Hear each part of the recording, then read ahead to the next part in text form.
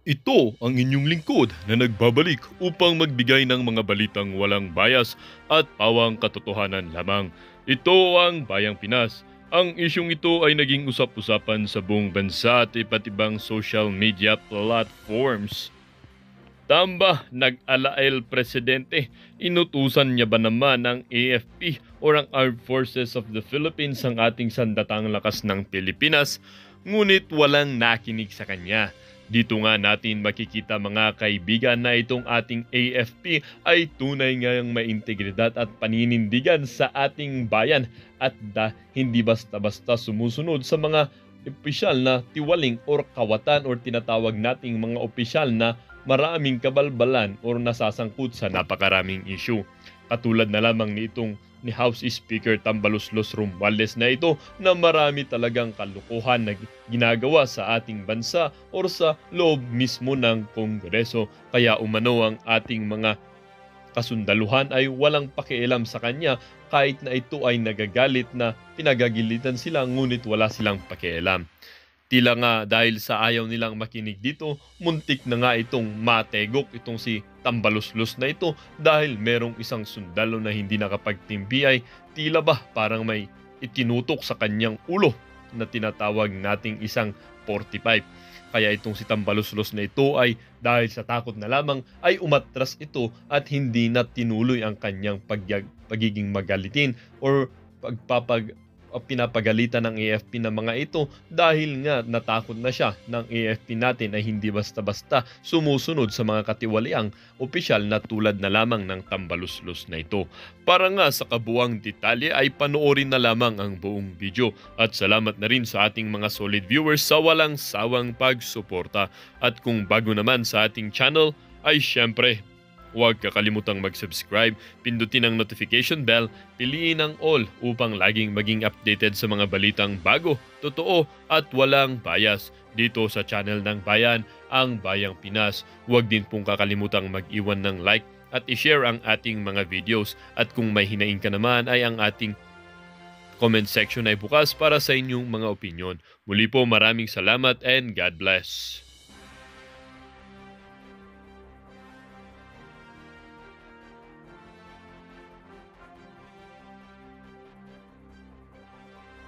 Kung Yes. natatandaan niya na alam ko yung nangyayari sa'yo kasi may parang nangyari sa akin ganyan na similar. Noon. Hindi Yeah. ko pa ikukwento ko rin siya eventually but it's not yet time. Pero ako Okay. lang pwede makapagkwento noon kasi Alam mo, Sas, kaya ako maingat ako sa ganyan. kaya Pag med- mag-ingat ka. Oo, pag medyo delicate Oo, hindi- iwas Pag na. hindi talaga, alam mo pag Byron, alam mo yan talaga ang pantira nila. Yung hindi ba ko inakusahan ng rape, no? Hello. Ganon din ang ginawa nila kay Eli Soriano. Remember? Yes, kay Mm. Ellis Soriano. Rape Rape talaga. Sa paglalaki, rape Yeah. talaga. Ay, ikaw, Byron, mag-ingat ka. Actually, ang dami ko nag-iingat na ganyan na mga ano. Alam nyo kayo, pag maganyan, mag-iingat kayo sa mga ganyan kasi ang habol talaga yan, pinakamabilis na masira ka, rape. Yan ang inaano ko talaga sa mga lalaki na vlogger, nagbablog. Nasabi ko yan, ako mag-iingat-ingat. Huwag kayong magdoble yung ingat ninyo. Pag hindi nyo kilala ganyan, you'll never know. Kaya yung sinabi ko kayong pastor, kasi may sinabi Saka papainan ka pa niyan. Papainan ka. papainan kaya. Ito pa naman si Byron, mahilig pa naman to sa mga chika babes na Patay tayo dyan. Di alam ko maiwas ito. Oo, maiwas ako. Maiwas ako sa mga ganyang bagay. Hindi katulad ni Coach Oli. Si Coach Oli medyo No question. No argument. nilaglag. Alam mo yung nangyari kay Julian Assange, fan. Yes. Oo. Fan niya yun. May Tagahanga, nangyari tagahanga. sa gusto Oo. talaga ng fan niya, ganyan. Tapos, biglang natira siya nun ng rape. Kaya mag-iingat kayo, lalo na pag lalaki. Pero yun na nga, itong nangyari kay Pastor Kibuloy na ito, no? Gusto niya sumuko. And gusto niya sumuko na may tiwala siya na hindi siya extraordinary rendition. Correct. And eventually, sumuko na siya ngayon. And sumuko siya sa pinagkakatiwalaan niyang institusyon. And that Yeah. is the armed forces of the Philippines. Eh ako Yeah. naman, nakita ko yung PNP, grabe yung ginawa nila dito sa PNP, napakalabo na 16 days naghahanap ka ng heartbeat, wala ka nahanap, hindi mo na-serve yung purpose ng warrant mo. Yes. May sinulat nga ako, sabi kong ginagawa niya sa KOJC ay collective punishment. Ito yung tinatawag na collective punishment, na pinapunish mo na yung buong group dahil lang... Which is not pero- even a party to a crime. Exactly. That's called collective punishment. Ka Jason no. Ang inaano ko nga diyan, hiwalay kasi yung personalidad ni Pastor Apollo Kibuloy sa KOJC congregation at Jose Maria College. Yes. Ang ginawa nila, kinolaps nila yung dalawa. Ngayon itong story, ang hilig pa niya magsasabi na sumuko ka na kasi, titigil lang to pag sumuko na si Pastor. Oo. Speech taking. Di ba? Correct. Wala eh. 0.5 ang IQ, wala ka magagawa eh. Hostage taking. Di Oo. ba? Hostage taking nangyayari dyan. Pero yun na nga, I think the games are only beginning sa Yeah. Mansuk Pastor. No? And, hindi nila alam kasi ni Pastor kung ano nangyayari. Yes. At alam din ng KOJC kung ano nangyayari. Alam din ng mga Duterte kung anong nangyayari. Ngayong sumuko na siya, ano nang gagawin nila? Sumuko na. Wala na. Oh. Oh, They edi, cannot, korte na to. hindi na alam. They cannot even vilify him now because that would be sub judice eh. Oh. At, Pero siguro, ang baka gawin nila dyan, yung pestahan mo na yung issue, kunwari accomplish, para lang talaga, alam mo naman yung kumpare mo si Abalos di ba? Credit Ang grabber. simula pa lang, gustong-gusto na agad may pakain na kaagad eh. So alam natin na yun talaga eh. Ito yan eh. Politika talaga ho ito. Itong nangyayari na ito. hindi ko siya kumpare. Gusto mo sabihin ko sinong may kumpare sa kanya nagpatawag sa atin. Wag na kawawa naman siya. Anyway, so ang eksena kasi dito, no, halata naman si Secretary Abalos, nagki-credit grab. Kasi nga, syempre, achievement, nahuli si Alice ko. Tapos nahuli rin daw si Pastor Kibuloy. Eh yung kay Alice Go naman ang labo, hindi naman siya nahuli. Ganito yung kay Alice Go, wala po siyang krimen sa Indonesia. Wala. Nasukol siya kasi nga, kunwari may warrant of arrest. Ngayon, ang original niyan, sabi ng Indonesia, ibibigay namin si Alice Go, kung ibibigay niyo sa amin si Gregor Haas. Si Mr. Haas. So, Australian na drug trafficker na wanted sa Indonesia. Na member ng Sinaloa Drug Cartel. Yun ang original, yun ang reporting ng ano sa story. Yun ang tunay na reporting. Ngayon, papaano ngayon itong si Alice, paano nawala yung ganong arrangement? Ikaw ba Indonesia ka? Nag-spend ka ng resources? Papayag ka lang ng ganun-ganun lang. Excuse me, Kaya talaga ng ganun? yes po, Miss Sass and kapartner Jay and Sir Banat Bay. Meron lang tayong bagong news kasi nagkaroon ng press con ang PNP na si Fajardo. Ang sabi po niya sa sa press con na sa loob daw ng KOJC sumuko o sa loob daw ng KJC compound sumuko si Pastor Apollo. Well, ang alam niyo naman, meron tayong mga always remember last sa na lang, magsisinungaling pa rin. Alam mo, grabe ito si Jean, no? Hindi, ganito ang ano kasi ni Jean Fajardo. Ang ano niyan is yung plane ng AFP, yung pagsasakyan kay Pastor ay nasa compound. Doon sa may hangar. Nasa may hangar malapit. Ito katama sa Ibarat Bay, no? Ang gusto lang dito ay tahimik na lang. Para magkaroon kayo, para you can save face itong PNP.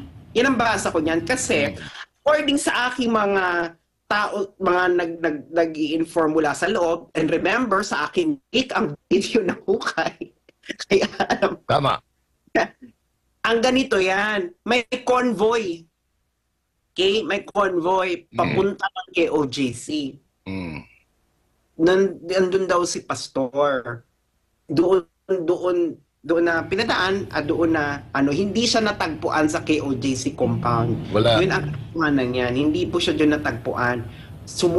Sumuko siya sa AFP, sa ISAP, wala pa sa KOJC compound. Wala. Doon lang ang meeting point para masakay siya. Para masakay siya, may airlift papuntang Manila. Yeah. Oh. Ako nga, Asas, alam ko nga kung kanino siya sumuko ayaw lang magpabanggit kasi hindi nga sila maepal Alam ko nga kung kanino siya sumuko sa isa-isap kung sino nag-facilitate. Pero hindi lang nga sila pumapapil na. Kaya nga sila nabibuisit. Kasi nga parang sandali, tahimik na to. Supposedly, hindi ganito to. Naging fiasco. Bakit mo parang inangkin yung credit? Wala namang kumaangkin. Kaya lang, tahimik na sana ang lahat. Sinungaling. Di ba?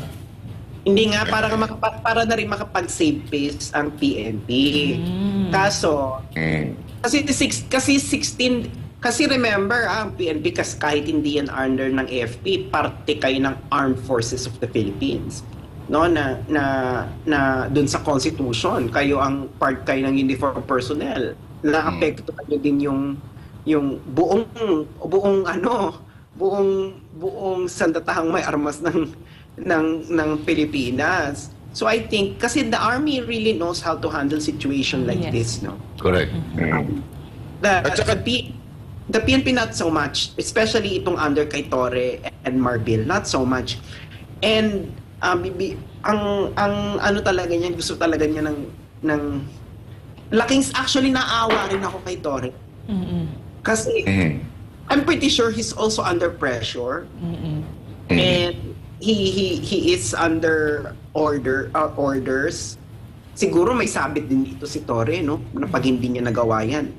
Siya Most likely. no? And I think itong si Colonel Jean Fajardo, paulit-ulit na lang yung kasinungalingan nyo. Una, wala kayong hinuhukay. Nung nagkaroon ng picture, Photoshop. Nung Nagkaroon ng video. Hindi na siya makapagsalita. Yun nga, hanggang sa kahuli-hulihan, nagsisinungaling pa rin ang PNP. Totoo nga. Naawa ako sa PNP kasi one kasinungalingan after another. Kasi mo naman, no, hindi po siya, sumuko po siya before pa siya pumunta po siya ng KOJC compound. Suppose yun ang ano ng events, Yes. no? Magtataka ka dito, ito patunay na lang yung unang interview ni Torre, wala siyang alam. Wala siyang alam. Ang ibig sabihin, ang simple lang, kung alam mong sumuko dyan sa loob, alam mo, nakalusot sa'yo. Sa dami mong pulis, na ikaw nagmamando, hindi mo alam. Hindi dumaan sa loob. Kahit na dumaan lang ko doon sa may hangar sa likod kasi nandun nakapark yung eroplano na pagsasakyan sa kanila. C-103 ata yung I'm not so sure about aircraft pero parang C-1 C-130? C-130. So itong intel, no, so pupunta sa hangar, may convoy going to the hangar, and most probably daw baka daw galing Tamayong, but this is unverified. Pero maitim si Pastor so siguro galing ito sa may matinding araw, no? Yeah. And parang military-led daw ang convoy papuntang C-130. Puro sundalo. Puro sundalo lang. So makikita, dapat kung tunay itong mga mainstream media na to, no, dapat ang tanongin nila Colonel Jean Fajardo, bakit sa inyo to nilihim ng AFP? Wow. Sabihin, hindi kayo mapagkakatiwalaan. Correct. Kasi para alam lang ng tao, no, yung ma-picture lang nila yung physical. Pagka kasi ka dito, may karsada, no, yung exit, yung paggaling ka ng airport, na disembark ka ng Davao, di ba may karsada riyan? Yung may gate yan, papunta roon sa pag kumaliwa ka, papuntang hangar yon. Nandun usually pinapark yung mga private o kaya military jets. Yeah. Na tabi, sa likod mismo noon, yung hangar, private hangar ng Apollo Air. Yes. Yung Apollo Air, yun ang company, Airways company ng KOJC. Yeah. Oh, yun. Kaya yun na nga, no, I think gusto talaga ng military na i-quiet na lang muna natin to para makapag-isip tayo ng exit strategy sa PNP. Oh. I think nababasa ko yung gusto ng ISAF dito, no. Oh. Kasi nakakahiya yung nangyari sa PNP eh. Oo, Oo. Kahit sobra. kita rin nila dito, nakakahiya yung nangyari sa kanila. Tinutulungan na nga silang mag-save face eh. Yes. And Ako- oh yes, Byron. Ako tanong lang sa inyo, pero alam ko naman yung sagot. Itatanong ko lang sa iyo, para sa'yo naman galing. Sa tingin mo, wala sa AFP si Pastor Kibuloy for past few days. Nagtatanong lang ako ha. Next question. Ito, Miss Sas, may tanong po para sa iyo, Miss Sas.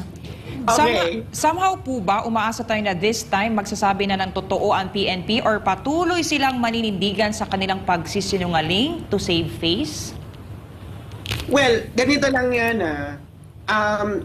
alam mo, Colonel Jean Fajardo, parang si Colonel Jean Fajardo atang kauna-unahang babaeng spokesperson ng PNP. No? Correct. Or Mukha. maybe- Mukha. Mukha ba? Oo. Or Yes basta po. meron na before, no? Kasi karamihan lalaki ang ano dyan eh. Lalaki. Lalaki, oh. Actually, nakakahiya na parang, alam mo yon na parang sana, kasi ikaw yung, although tagapagsalita ka lang, sa'yo ma-associate yun eh. Correct. Sa'yo ma-associate yun eh. Na, tama ba tong, parang, halimbawa yung heartbeat, kung nakikita mo ng ganyan, parang sir, parang ang labo. Oo. Ang labo. No? Una, yung heartbeat, nahanap na. Itong yung si Gretchen ng News 5, sigurado, confident siya. Oo. Tukoy na po ang heartbeat. Ito, nakikita nyo, meron pa siyang drawing, meron pa siyang May crokis pa dyan. animation. Oo. Sigurado na raw, mas makukuha na raw. Kaya daw yung PNP, si Gretchen Ho pa nagsabi nito, kaya yung yung PNP nakikipag-negotiate sa KOJC, nasabihin na lang kung nasaan yung entrance, otherwise, papasabugin nila yung... Oo, yun pa yung statement. Kaya nga, Yun sabi ni Gretchen Ho. napaka-responsable. Oh, pero ngayon, kita mo, alam mo si General Torrio, yung statement niyang yun, alam mong natamaan siya eh. Oo, Alam mong natamaan ng sobrang kahiyan eh. talaga. Pero alam mo, ito naisip ko lang paano kaya nila i-connect lahat ng kapalpakan nila? Kasi ito nararamdaman ko, i-connect na nila yan eh. Na malamang, nahuli doon sa heartbeat, nahuli doon sa paghuhukay. Sigurado yan, i-connect na nila lahat yan. Lahat ng kasinungalingan para gagawin na po nila. ma-justify. No, ma-justify lang yung ginawa nila. Well, di ba hindi pa naman tapos ang hearing ni Senator Bato de la Rosa? I think, Senator Bato, this is your time to shine. Kasi malinaw na malinaw na yung ginawa ng PNP ay mali. Kasi ganito yan, no? Alam mo naman tayo, no? Kaibigan din tayo ng PNP. May mga panahon talaga na kailangan mong gumawa ng mga drastic na ganyan. Pero dapat sure ka na yung gagawin mo, magkakaroon ng bunga. Kaya kasi, great rewards require great risks. High risk, high reward. Oo. Diba? High risk, high reward. So gagawin mo talaga kasi sigurado ka nandiyan yung hinuhuli mo. Kahit magpako pa yung building na yan, basta mahuli ko, wala akong pakialam, nahuli ko. Yung ganon, mapapatawad mo pa minsan eh. Na parang, okay. Hindi ba? Parang yung war on drugs ni PRRD, no? May mga bagay talaga yun na talagang drastic. Pero ikaw talagang, naging safe yung mga kalsada. Oo. Diba? Nagtabaan talaga yung mga payat sa mga bawat barangay. Natuto yung mga adik, natuto na kumain ng nilagang mais. Oo. Yes. Kasi wala na sila mabiling shabu eh. Yes, exactly. Tapos ngayon, ikaw, sigurado ka nandyan yan. Nakita namin yung heartbeat, nagtatago, ganyan, hinukay na, sigurado kayo nasa ilalim ng lupa. And then wala kayo nakuha. Malaking kahihiyan. Alam mo, kahihiyan, sana kung kahihiyan lang yung aabutin ninyo eh. Pero ngayon, kasi paulit-ulit itong pinapaliwanag ni Attorney Torion, yung serving ng warrant of arrest, dapat meron kang reasonable grounds. Reasonable belief. Reasonable belief na nandyan nga sa loob. Okay. One. Wala kang nahanap. Second, 16 days. Can you imagine? 16 days ka nag-board and lodging sa KOJC compound. Walang naging produkto. Walang Ang resulta. nakikuha pa, AFP na hindi kailangang magbukal ng lupa. Yes. So nakikita mo na ngayon yung contrast ng dalawa. Kaya ngayon, ang problema ngayon ng gobyerno ni Bongbong Marcos, hindi natin to mailalayo kay Bongbong Marcos dahil siya ang commander-in-chief. Tsaka siyang, di ba, sabi nga niya, wala kaming pinasok na baril kahit isa. Walang tear gas. Ito nami-miss ko no? Kay Pangulong Duterte, di ba? Tuwing si Pangulong Duterte, may mga police operations, whatever, sinasabi niya, akin yan, dala kong commander-in-chief. Ngayon wala ka makaramdaman dito kay Bongbong. Hindi ka pa ba ang commander-in-chief ng mga to? Kaya ngayon si Pangulong Duterte, wala siyang pakialam kahit makulong siya dyan sa war on drugs, basta ang paglilitis sa Pilipinas. Oo. So, ito ngayon ano yan, Byron? Kasi naman, Sas, naniwala. Hindi ka naniwalang weak eh. Kaya ka na naman, Byron, ha? Diyak ka. Anyway, Talaga. okay lang. Mali naman talaga ako. So, okay lang yung niya hirit. Anyway, ang ano ngayon dyan, hindi natin malalayo kay Bongbong Marcos. Okay? Ang KOJC at Jose Maria College, magpa-file yan ng damages. Tort nga lang yun. Tort lang yan. Ang daling patunayan yan, ha? Civil case lang yan. Hindi na lang yan. Ano sa inyo? Civil case lang yan. Tort damages ang ano niyan. Yung naghukay kayo, tinabunan nyo pa ng... Ano yung para kang nahuling nagkukuha ng... Parang bata nga eh. Parang bata eh. Alam nyo kung ano... Kagad yan ha, may darating na ano. Alam nyo kung ano yung kasinungalingan na sinabi daw ni Fajardo ngayon. Sumurrender daw kasi si Pastor kasi may ultimatum na papasukin na isa pang building na hindi pa napapasok. Yung SMNI building yun. Sa dami ng building na pinasok yung paulit-ulit. Tapos Kasi sabihin, lahat napasok na nila. Building na napapasok. Ako nga naikot ko ang KOJC lahat ng building ng ilang oras. hindi ko nga maintindihan doon sa ano nila eh. Tapos sasabihin nila, hindi lang isang beses sila pumapasok paulit-ulit. At hawak nila, hindi basta sila papasok. So kasi sinungalingan yung ito si Fajardo. Sinungaling si Fajardo. talaga. At building na hindi pa napapasok. Kasi nung sa Senate hearing, sinabi ni Torre na hindi pa nila napapasok ang SMNI studio. Napasok na po nila. Napasok na. Kaya nga, first day pa lang napasok na nila, inulit pa nila the day before the Senate hearing.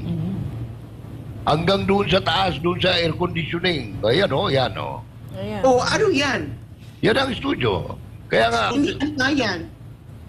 Wala, talagang kailangan lang. Palusot lang nila yun. Alam mo, Hindi dito, sila katindi. hindi, ako payo ko sa SMNI, no? Gawin ninyo yung parang style ng mga vloggers, no? Yung kasinungalingan ng PNP, tapos video. Video, actually gawin nyo ng maayos na gano'n. Lahat mula kay Bongbong, kay ganyan, yung ganyan na hindi pa nila napapasok. Basta ipagtabi-tabi ninyo. Saka I'm sure they will do that. Saka ko ilan yung building na nandyan. No, ilan bang building na nandyan sa KOJC compound? Kasi nalibot ko yan eh. Di ba pinaliwanag ko na nga sa Senado, 23 hectares lang yan. Inabot ko na nga ng 30 hectares eh. That's only 300,000 square meters. Divided by 3,000, 100 square meter lang bawat isang pulis. Pero, Kahit, maikot mo talaga. Kaya wala pero Manong Jay, yung 30 hectares na yun, that is the land area. Pero yung may buildings, wala pang 30 hectares. Wala nga. Ang labo naman. Inano ko na nga eh, pinalawak ko na nga eh, para sabihin mo na, sabi ko nga, kahit 500 square meter, bawat isang sundalo, hindi ka abutan ng 3 oras, balibaliktad mo na lahat ng bagay doon eh. Paano naman kasi maghahanap? Pati ba naman imburnal, pati ilalim ng lababo, binubuksan ko. Ito pa, sabi nung isa dito ganito mga katalino yung mga nagko-comment sabi na, Di ba may team no na sumuko si Pastor Kibuloy? Paano nangyari na sa bunker? Umitim siya sa bunker? Dapat O umitim siya sa loob ng building? Hindi So, nga po pwede yun. Hindi So po obvious na pwede. obvious kung saan siya galing eh. 2 weeks, Diba? 2 weeks na walang 2 weeks na wala kang araw. Puputikan yan, 2 weeks straight. Oo. Puputikan yan. Ang puti na ni Pastor, umitim na si Pastor. Siyempre, itim. Nagkano eh. Mga partners, Nagkano ano? Sunlight eh. Sa kampo. mga partners, singit ko lang yung singit ko lang yung Galing kay Sas yan ha. kasi since sumuko si Pastor, ibig sabihin ba nito walang makakatanggap ng reward? Alin reward? Wala. Yung pabuya, Wala. di ba? Walang makakatanggap kasi sumuko si Pastor eh. Yung 10 million, pero yung galing sa Amerika, sa tingin ko meron na nakatanggap. Yung atat na atat. Magsasauli yun. Hindi, alam Pero mo, sumuko kasi itong si Pastor statement ni eh. Colonel itong statement ni Colonel Jen Fajardo, hostage taker na hostage taker. Sumuko na si Pastor kasi may ultimatum kaming papasukin na isang building. My God, siguro naman kahit first year criminology student, no, alam na yung statement na yan, ay, my God, naghahanap na lang, pinahiya, nilubog nyo lang yung sarili sa kumunoy. Ganito lang yan, hindi pinaalam sa inyo ng AFP. Gano'n lang. Kayo ang nagbigay ng ultimatum. Yung PNP nagbigay ng ultimatum ko, no? Bakit sa AFP sumuko? Exactly. Kaya nga. Di ba? Parang, Alam mo, naawa rin ako kay Jean eh. Kasi I'm sure may pamilya siya. Lahat ng kantsaw aabutin na nito eh. Oh. Diba? Yung bang you can lie through your teeth? Yeah. Diba? Hindi even abogado. wala na yan, man. Kakaiba tong PNP na to, ha? Kasi, alam na nilang mabuti pa yung kuratong Baleling, pinagtatagol lang mainstream media, no? Oo, tama. Naalala niyo yung kuratong Baleling ng late 90s, di ba pinagtanggol na yan Correct. ng media, ng CHR. Ito talaga yung CHR, ang mag-iimbestiga pa kami. Hindi ba malinaw? Place of worship, hindi makapag-worship yung mga tao. Kaya nga. At ang freedom of worship is I'm sorry to use a technical term, no, but it's a non-derogable right. It's actually not. It's actually earlier than human rights. It is one of the important bedrock of civilization, freedom of religion. Hindi mo malinaw na hindi nila magamit kasi nandun kayo, tapos sabi mo pa, titingnan mo pa. Anong titingnan mo? Nakita mo nang hindi makapasok yung mga estudyante. Anong kailangan mong imbestigahan pa doon? Kailangan mo ba imbestigahan kung may nakakapasok na estudyante? Kaya nga itong si Colonel Jean Fajardo, no, and a lot of institutions, and somehow, there is conscience trying to break through the skull of Ed Lingao. Pero natatakot lang siyang takot lang siyang magsalita. No? Pero at least nakita mo na, at least kahit papaano si Ed Lingao nakakakita ng liwanag. Oo. No? Pero hindi pa to tapos. Sinasabi ko, hindi pa tapos yung ginawa ninyo sa KOJC.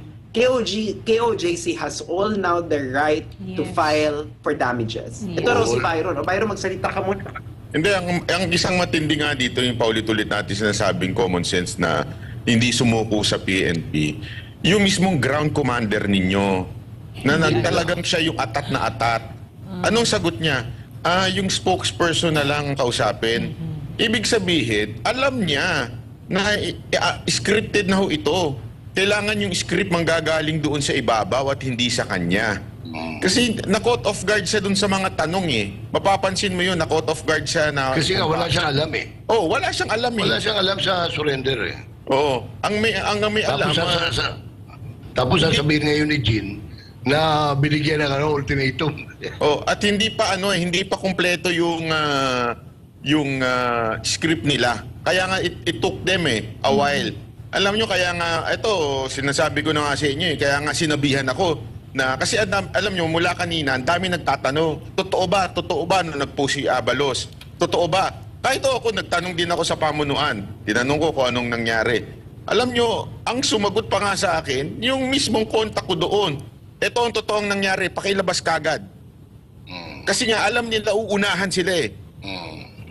Sabi ko, ako, hindi pa nga ako nagpaalam muna ako sa KOJC. Baka mamaya hindi ako allowed. Kaya lang, yun ang sinabi sa akin, ilabas ko, doon nilabas ko. Ibig sabihin po, hindi nila alam yung script itong PNP. Siguro, nung nakita nila na naglabas na unti-unti ang SMNI, naglabas na tayo unti-unti, doon na sila, kailangan na natin ng malinaw na script. Kaya pa sila ngayon lang nagpe-press con pagkatapos ng ilang oras. Di ba ho? Yun ang ko dyan. Tapos kaya nga Byron, kaya nga itinuro ni General Torre ang spokesperson. Para, kasi ang spokesperson, nagbabasa lang naman talaga yung script. Oo nga mukha nga naano nga ako. Ang spokesperson ka, di ba? Ang spokesperson ka, hindi ka pwede magbigay ng sarili mong opinion. Kung anong nakaharap sa iyo, yun lang yung babasahin mo. Hindi ba? Kaya lalo na pang spokesperson ng PNP. Kaya yung sinabi niya, spokesperson ang tanungin. From that moment na sinabi ni General Torre yun, bago magsalita si Colonel Jean Fajardo, gumagawa muna sila ng script. Ang tagal nun, ha? Ang tagal nun, yung time na yun. Siguro nagtatanungan pa sila. Siguraduhin natin yung kwento natin. Baka magkaiba-iba. Kasi kung alam mo yun, kung talagang mas naunahan pa nga natin ng hindi ho kami nag-usap ng mga taga Mindanao, yung pahayagan doon. Mindanao Times. Hindi ho kami nag-usap niya mga yan. Bakit pare-pareho ang kwento? Kasi may source May source so pare-pareho. Pansinin ninyo kahit nga yung sa meron si Asyo, hindi ko naman po siya kinontak, hindi ko siya tinanong. Pero bakit nagkapare-pareho? Kasi nga ho nabuhit Yun lang, yun ang nangyari dyan. Nabuisit ho itong na napasubo ba ika nga Sandali, kami yung kausap tapos sasabihin ninyo ganito, biglang ganyan. Kawawa naman. Hindi nga lang talaga sila nagsasalita. Correct. Tsaka nakakagulat to na kasi malaking istorya, wala si Abalo sa press con. So, kung talagang dapat di sana nanduyan, hindi ba? Alam mo naman natin yun. Number 1 yun. Yun na ho atang pumalit kay Mar Rojas Di ba? Lahat pinapapilan. Lahat pinapapilan. Alam nyo nga, sinabi kong pinapilan niya yung kay Alice Guo, yung pumunta siya. Trabaho ng BI yun. Wala sa ilalim niya. Trabaho ng NBI din yun. Wala rin sa ilalim niya. Dumating lang siya. Hello. Silang dalawa ni Marbil. Silang dalawa ni Marbil. Kunwari ikaw si DILG Secretary, ako si Alice Go. Sige nga, mag-combo nga kayo, mag-combo. Ikaw si Avalos ha? Hello po, Sec. Ikaw pala si Sas. Ali? Ikaw pala si Sas. Diba? Si Alice. Ikaw pala si Alice. Sec, nakita na po tayo noon. Nakita na po tayo, Sec. May ibang mga politiko, ha? Huwag yun sa ibang pagkikita. Kasi yung part na yung burado na yun Medyo na-commute yun. Patulong, Sec, may death threat po kasi ako. Yan ang totoong storya kay Alice ko. Kunwari, para hindi matuloy yung deal sa Indonesia, si Alice ko ay humingi ng tulong. Kailangan niyang humingi ng tulong. That is their show to Indonesia. Kailangan makausap natin yung Indonesia hindi kasi tayo marunong magbahasa kaya hindi tayo makapag-search kasi inbahasa kasi yung mga news diyan. So, lalabas din yan. Lalabas din yan. Lalabas din yan.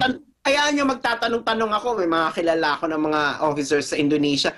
Yan. Kasi yan ang original intention nila. Gusto nilang, kasi nga, ang gusto ng Pilipinas kay Gregor Haas in exchange, si Mary Jane Veloso. Yun ang original.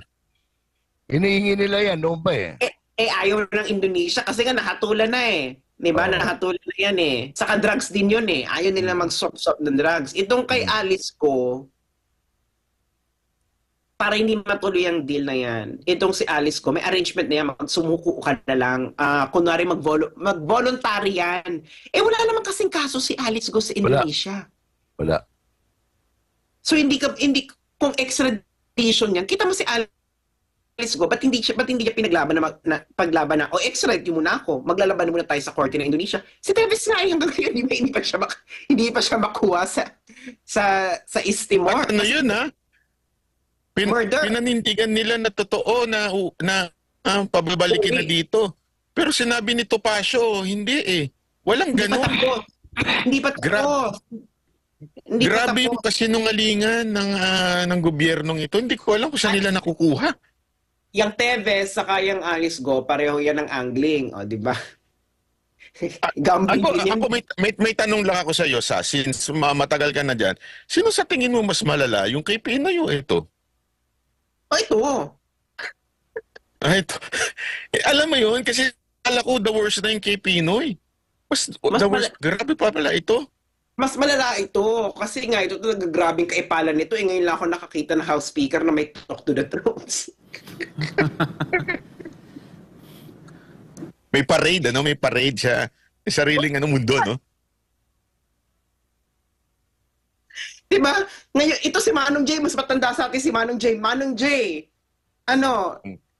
nakakita ka na ba kahit kailan sa iyong buhay? Mas matagal ka sa amin, ha? House Speaker na may talk to troops na katulad niya. Alam ko na, ang naalala ko lang medyo na speaker nun, si Di Venecia, pero parang hindi naman siya ganyan, no? Ay, hindi ganyan si Di Venecia. Oo. Siya lang yung, hindi siya mapapela, siya lang yung medyo sikat na speaker nun eh, na ewan ko kung bakit, pero hindi naman siya ganito, yung malala, na parang mayat maya nasa nakita mo yung pagtatagalog ni ni speaker, yung sa namimigay siya sa Davao. Sabi ko, grabe. No wonder, ha? Parang very konyo. Pero natin sabihin yung konyo, well, salita naman yun sa mga slang dyan, sa mga konyo. Di ba very social na, parang... Oo nga eh. Dinaig niya pa si Alice Guo eh. Iba yung niya eh. Sabi ko parang, paano, talagang dito ko napagtanto na kailangan niya talaga gawin ng lahat ng bagay para maging presidente siya. Mantakin mo mag-iikot ganon. Kasi na siya eh. 65, wala makakaintindi. 65 na kasi siya, Byron, pagdating ng 2028. So that is his last chance. So talagang gagawin niya lahat. Oh. Malupit, ibang level to si Hindi kasi bakit natin nababanggit yan? Kasi sa tingin ko, ito din ang ito ang pasimuno nitong lahat ng nangyayari. Ako ito malaking kutob ko talaga eh. Siya ang gustong gumipit dito kay Pastor Kibuloy para hindi makasuporta ito ng kahit anong kandidato para sa 2025. Yung sinulat nga ni Tiglao, di ba, na napakaganda. Itong nangyayari sa KOJC is more on para para magipito yung 2025 election na hindi makapasok ang mga senador na oposisyon. Yun ang buong picture nito. Sa tingin ko lang po. Totoo yan. Sinabi ko na to sa interview ko sa SMNI, no? Can you imagine, 2 consecutive years na kapag sinuportahan yung presidente, yung hindi sinuportahan ng mainstream media, kayo lang ang estasyon na sumuporta sa isang kandidato na ayaw ng mainstream media na nanalo ng sunod-sunod. Correct. Pinakamataas pa ng boto si Marcos saka si Sara. Walang nakagawa niyan. Ang ABS-CBN hindi nga makagawa yan. Ang GMA hindi makagawa yan. Hindi ba? Mas maraming nanood dun sa natin dun sa SMNI. Yun yung nakakatakot kasi twice yung SMNI hindi pa yan hindi pa niya na-realize yung full potential niya. Alam naman natin yan, bakit kung nakapunta ka ng studio, di ba? Payak lang naman ang ating buhay sa SMNI. Sa SMNI building, no? Hindi pa yan kasing katulad ng ibang network. Pero nakakagawa siya ng yung kung paano siya nakasuporta kay Digong, na itawid niya yung presidente ni PRRD, tapos na itawid niya yung kay Marcos, matindi yung usapan na yun. Kaya ito 2025, tama ka dyan, Byron, may politika itong malaki. Oo. Pero ewan ko, talagang ewan ko kung matinding dayaan na mangyayari o talagang kailangan nila baguhin ang konstitusyon para mailagay siya bilang pinuno eh. Dahil paano mo tatalunin ng isang Sara Duterte? Napaka-imposible talaga eh. Di ba? Lahat nga ng mga kilala ko, sinabihan ko na huwag niyo nasabayan si PBB, mapapahiya lang kayo. Hindi kasi di ba? Kaya nga di ba binibina yun at corona pa. Pero wala, it will, kahit anong gawin nila. Kasi si BP Sara Duterte pagka nagsalita, pagka na yung authority niya, ibang-iba. Iba talaga yung kanyang actually siya pa nga yung masasabi nating mas kayang lumamang sa ama. 'Di ba? Pagdating sa barahan, si Pangulong Duterte medyo talagang pero ito iba. Nag-iisip sa kalagitnaan ng kaya wala talaga walang mananalo dito sa tao na ito eh. Hindi kasi wala naman alam mo mga Duterte, wala naman sila pakialam kung manalo sila or matalo, no. Sasabihin lang talaga nila kung ano nasa utak nila. I think kasi ang malaking nila diyan kay Sara is ang pwede ko bang sabihin itong word na to, tinarantado kasi nila si Sara eh. Yun lang yun. Ang sakit niyan, ang sakit nung asan na ba yung mga host? Wala yung mga host. Hindi, alam niyo kung bakit masakit po yan? Kasi tandaan natin, sinuway niya eh. Hindi natin sinisisi si BP Sara Duterte pero sinuway niya yung kagustuhan ng kanyang ama para bagang pinagpalit niya yung kaibigan niya na si BBM at that time instead of following yung gusto ng kanyang ama na which is maging presidente siya. Tapos para tuloy ang dating, pagkatapos ko kayong ipagpalit dun sa kagustuhan ng aking tatay, tatarantaduhin niyo ako. Parang gano'n ang dating eh. Kaya, kaya pikon na pikon ho ang, kaya galit na galit ho ang BP. Pero alam mo yung huling usapan namin ni PRRD, galit na galit ho si PRRD dito sa isang congressman. Doon sa matandang gustong pretending na maging Duterte rin ang datingan, nagmumotor pa. Galit na galit po siya. May nagmumotor pa, matanda? Oo, na congressman. Di mo kilala yun? Yung nagmamagaling na congressman. Meron? Oo, si Abante. Oo, kasi medyo binabastos si BP Sara Duterte. Ang sabi na lang ni PRRD sa amin noon is, may oras ka rin. Antayin mo. Hindi, I think tama naman si PRD, no. I think itong nangyari sa KOJC, nakita kung anong gagawin ng Marcos administration. Paano niya exercise yung power niya sa mga kritiko niya. Ganoon naman yun, di ba nag-umpisa ito doon sa kay Eric saka kay Lorraine Kibuloy. Tapos sumunod franchise ng SMNI. Tapos sumunod si Pastor Kibuloy. Hindi ba obvious yung pattern, hindi ba? So, isama mo pa yung demanda ko. Alam mo ba yun? Ano na demanda ka? May demanda ako ngayon. Galing dun sa libel. Isa kay Trillanes, isa dito kay sa Kamara. Kamara? Oo. Si Zaldi. Utos di man ni speaker. Anong demanda sa'yo? Libel? Ewan ko nga. Para lang yan, si Saldi ko. Di ba alam yung time na sinabi ni Villanueva na yung involved sa laptop? Di ba? Oo. Di ba nabalita ka dyan? Oo, binalita ko lang din. Alam mo sila para lang manggipit. Ako hindi naman ako mahilig sa kwento. Di katulad ng kaibigan mo, mahilig magkwento na kung ano-ano. Ako, nanggagaling lang ako sa news eh. Maingat ako kasi yun, maintindihan ko, nasa ibang bansa eh. Pwede ka magkwento eh. Ha? Nabalita yung kay Saldi ko before Ba't hindi niya... Yun na nga. Wala lang. They just want to have a sample sa mga vloggers. Kasi nga, nakuha na nila yung mainstream, may mga nabayaran na silang vloggers.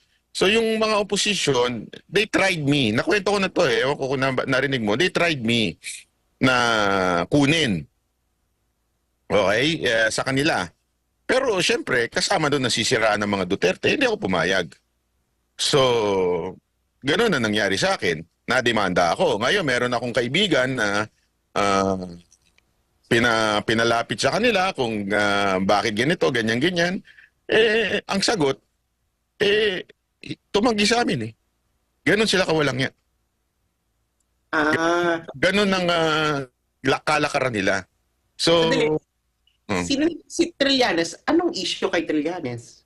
yung pag-walkout niya, di ba, sinabi, kasi actually, sa kanya naman, galing din kay Roque. Kaya dalawa kami ni Attorney Roque. Yung sinabi ni Roque na napabalita na yung pinamigay yung island, tapos kinumentuhan ko daw. Ganun lang. Same lang eh. It's really walang... Paano namang... Walang kwenta pag binasa mo, tatawa ka nga eh.